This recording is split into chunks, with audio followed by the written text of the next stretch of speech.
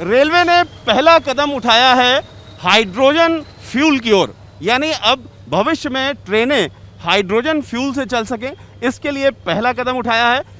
ये सारा मामला आपको अच्छी तरह समझ में आ सके आसान तरीके से, इसके लिए दो एक्सपर्ट हमारे साथ हैं। एक रेलवे के राष्ट्रीय प्रवक्ता हैं राजीव जैन और दूसरे सुधीर सक्सेना हमारे साथ हैं। सर, पहले तो बताइए कि जो आप आपका ऑर्गेनाइजेशन है, अल्टरनेटिव फ्यूल का ऑर्गेनाइजेशन पीएसयू है रेलवे की, ये किस तरह से, इसका लक्ष्य क्या है और जो पहला कदम आज बात हो रही है वो क्या है? ये जो ऑर्गेनाइजेशन की बात कर रहे हैं ये पीएसयू नहीं है, ये मिनिस्ट्री ऑफ रेलवे का एक एक्सटेंडेड आर्म है और ये Indian railway organisation of alternate fuel जो है, इसमें हमारा एम ये है कि हम ऑल्टरनेट फ्यूल जो भी होते हैं उनको कैसे यूज़ कर सकते हैं। तो इस दिशा में जो ऑल्टरनेट फ्यूल का इंडक्शन करना है इंडियन रेलवेज़ में, तो हम लोगों ने बहुत सारे कदम पहले भी उठाए हुए हैं। एक अगर आपको नोटिस किया हो आपने, पहले हम लोगों ने ये कोच के ऊपर भी सोलर पैनल लगाए हुए हैं जिससे कि वो सोलर की पावर हम लोग यूज़ कर सकें। उसके अलावा लक्ष्य है 2030 तक ज़ीरो एमिशन कार्बन का है। तो उस ज़ीरो एमिशन कार्बन के लिए उस स्टेप में एक तो टारगेट आपको पता है जैसे इलेक्ट्रिफिकेशन का है। उसके अलावा भी हमारे जो बचे रह जाएंगे सेक्शन, जैसे नैरो गेज लोकोमोटिव का सेक्शन है, जो दूसरे सेक्शन है जहाँ पे हमारी इलेक्ट्रिफिकेशन नहीं होगा, उस पर हमारा टारगेट ये है कि हम किसी तरीके से पूरा 100% डीजल को हटा दें वहाँ पे। नेशनल हाइड्रोजन एनर्जी मिशन देश की है, उसके तहत आप लोगों ने पहला कदम क्या उठाया है रेलवे में? हाइड्रोजन मिशन के तहत सबसे पहला हमारा कदम यही है जो इसमें हम हाइड्रोजन ट्रेन को ऑपरेट करना चाह रहे हैं और ये हमारी पहली जो डेमू रेक में हम रेट्रोफिट करके चलाएंगे सोनीपत जिन सेक्शन में, जो कि 89 किलोमीटर का है। तो ये पहला हमारा कदम है इस डायरेक्शन में। इसके बाद में ये जब एक बार टेक्नोलॉजी आ जाएगी, प्रूव हो जाएगी, तो हम लोग बाकी जगह भी जो बचेंगे सेक्शन उनमें भी करेंगे। उसके अलावा भी जो हमारे और व्हीकल्स हैं, जो डीजल व्हीकल्स रहते हैं, उनको भी हमारा इस दिशा में रहेगा कि उनको कैसे हाइड्रोजन में कन्वर्ट करें, कैसे। सर, भविष्य है, लेकिन जो बेसिक चीज़ है जो जनता समझना चाहती है कि हाइड्रोजन से चलेगी कैसे ट्रेन, ये इसका तरीका क्या होगा? एक बैटरी के फॉर्म में होगी, ऊपर का जो ये OHE हम देख रहे हैं इलेक्ट्रिफिकेशन का, उसकी ज़रूरत रहेगी या नहीं रहेगी? बेसिक चीज़ें क्या हैं? देखिए, ये हम उस सेक्शन में लगाएंगे जहाँ पे इलेक्ट्रिफिकेशन नहीं होगा, तो जहाँ पे ये रिप्लेसमेंट है डीजल का, और जो डीजल से अभी जो पावर होती है हमारी व्हीकल, उसकी जगह हम लोग हाइड्रोजन को फ्यूल देंगे। और हाइड्रोजन फ्यूल के बाद में हमारा जो है हाइड्रोजन का एक फ्यूल सेल आता है, वो फ्यूल सेल का स्टैक की फॉर्म में होता है। जब हाइड्रोजन आप इसमें इंजेक्ट करते हैं तो जो हाइड्रोजन की मेम्ब्रेन होती है, जिसको हम PEMFC कहते हैं, that is a proton electron membrane for fuel cell, तो उसमें जब वो ये हाइड्रोजन एंटर करती है तो ये एक्ट करती है, एक तरफ से ऑक्सीजन आती है, हम एयर लेते हैं सेक्शन सिस्टम से, और दूसरी तरफ से ये हाइड्रोजन जाती है। हाइड्रोजन जब हमारी जो इलेक्ट्रोलाइज हो जाती है हाइड्रोजन आयन में और इलेक्ट्रॉन की फॉर्म में कन्वर्ट हो जाती है, तो ये रिएक्शन इसमें शुरू होता है। उस रिएक्शन से इलेक्ट्रिसिटी जनरेट होती है, सेम वे जैसे कि हमारी कोई सेल में नॉर्मल जो सेल होती हैं जो हम लोग घर में यूज़ करते हैं, या बैटरी जैसी होती हैं, तो उसको हम उसमें ये कन्वर्ट हो जाती है।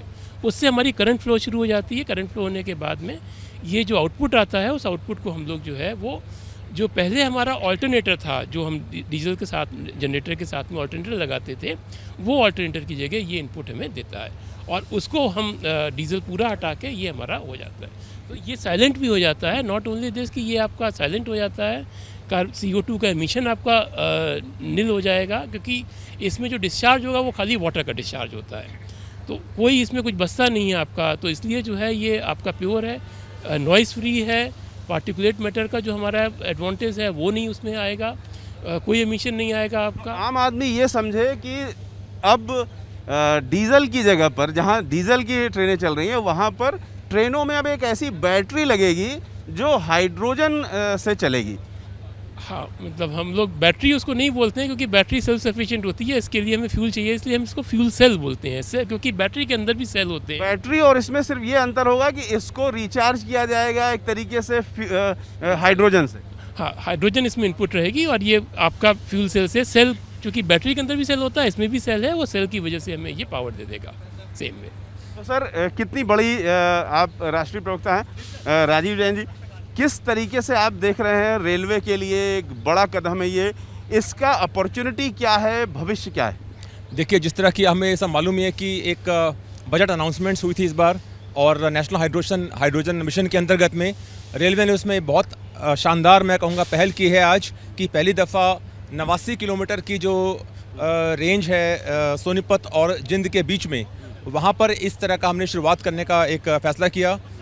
17 अगस्त को उसका प्री बिड कॉन्फ्रेंस भी है, और 5 अक्टूबर को उम्मीद है कि उसके अवार्ड हो जाएगा कॉन्ट्रैक्ट तब तक, और करीब करीब 2 साल की समय सीमा हमने तय की है इंटरनली, तब तक ये हमारा प्रोसेस स्टार्ट हो जाएगा। अब तक ये पूरे विश्व में जो जहाँ चलती हैं ट्रेन इस तरह की, वहाँ पे जर्मनी और पोलैंड उसमें चल रही है, यूके में भी है। तो मैं समझता हूँ कि भारत के लिए बहुत बड़ी उपलब्धि है ये, और रेलवे को इस मुहिम और इस इनिशिएटिव के लिए बहुत बड़ा एक पर ट्रेन कितने पैसे का अंतर आ जाएगा, रेवेन्यू कितना बचेगा?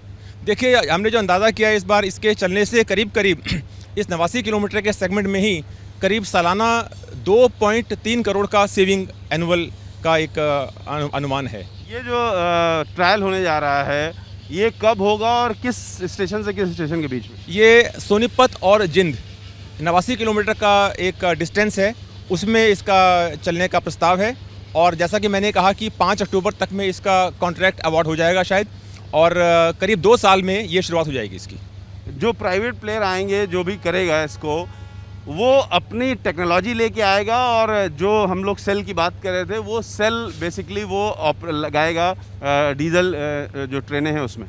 देखिए, बेसिकली जो शुरुआत हो रही है, ये इट्स अ टेक्नोलॉजिकल चेंज। तो हमारा जो मकसद है बेसिकली वो ये कि एक क्लीन फ्यूल और क्लीन एनवायरनमेंट, उसकी तरफ से जो प्रेजेंट डीजल रन सिस्टम्स हैं उसको रिट्रोफिटिंग करके हम हाइड्रोजन में लेके आ रहे हैं उसको। तो वहाँ से शुरुआत करेंगे। इसके बाद जैसे जैसे हम लोग तरक्की करते रहेंगे इसमें, हम लोग इसको और बढ़ाएंगे, will scale it up. Sir, जो एक चीज़ ये समझने की है कि देश में पहले ही मंत्रालय ने घोषणा कर रखी है कि हम 100% ट्रेनें इलेक्ट्रिक करने जा रहे हैं। उसकी बड़ी तैयारी भी हो रही है और काफ़ी हो गई है। उस पूरे सेटअप का क्या होगा अगर इलेक्ट्रिक वायर सारे हम लगा ही रहे हैं, तो फिर इस नए फ्यूल का क्या होगा? देखिए, जैसे कि 100% इलेक्ट्रिफिकेशन का टारगेट तो हमारा है ही है। कुछ सेक्शन जैसे बचते हैं, जैसे हमने आपको बताया नैरो गेज सेक्शन वगैरह हैं, तो नैरो गेज सेक्शन में अभी जो है वो इट में टेक सम टाइम, की काफ़ी टाइम समय लग सकता है उसमें इलेक्ट्रिफिकेशन होने में। तब तक के लिए हमारा चूँकि डीजल का चलेगा, और ये जैसे सेक्शन है हमारे कालका शिमला वगैरह के हैं, ये हेरिटेज सेक्शन है, तो यहाँ पे अगर हम इनको हटा देंगे, डीजल को हटा के जो पोल्यूशन करते हैं उनको हटा के अगर हम हाइड्रोजन फ्यूल में ले आते हैं, तो ये बेनिफिट होगा, ना कि पूरे एनवायरमेंटल के पॉइंट ऑफ व्यू से बेनिफिट होगा, ना कि खाली। अगर पूरे देश की बात करें तो भविष्य क्या है?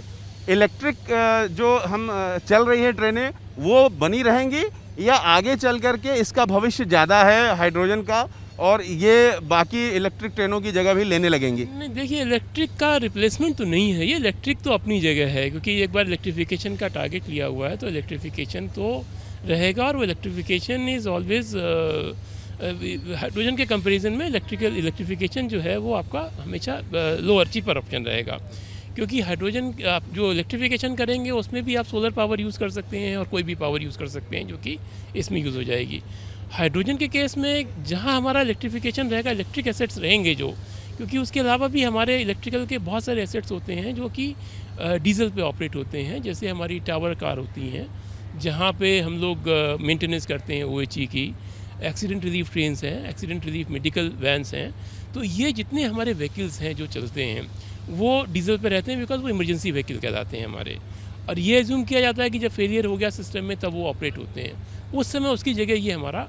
कितने की बिड है, कितना लागत है? ये हमारे पास में इसको हम 2 पार्ट में हमने किया हुआ है। एक तो इक्विपमेंट, ऑन बोर्ड इक्विपमेंट हैं, और एक हमारे जो है ग्राउंड इक्विपमेंट रहेंगे, जो क्योंकि जब आप हाइड्रोजन आपको फ्यूल के लिए सप्लाई करना पड़ेगा, और हाइड्रोजन फ्यूल की स्टोरेज की भी ज़रूरत फैसिलिटी करनी पड़ेगी, और हाइड्रोजन का डिस्पेंसेशन की ज़रूरत पड़ेगी।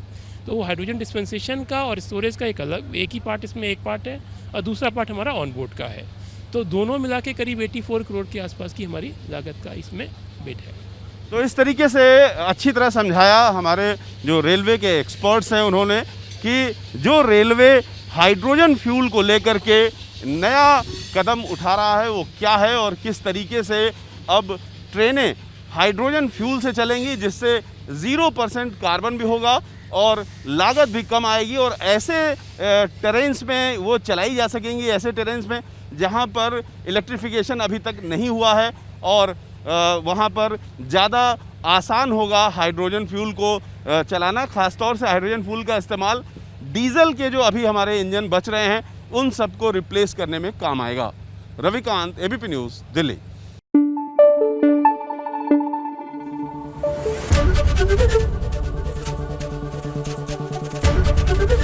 एबीपी न्यूज़ आपको रखे आगे।